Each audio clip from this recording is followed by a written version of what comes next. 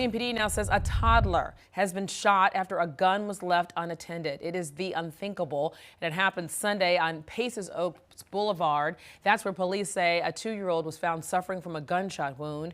Well, that child was taken to a local hospital with life-threatening injuries. Officers say the shooting was a result of an unsecured firearm.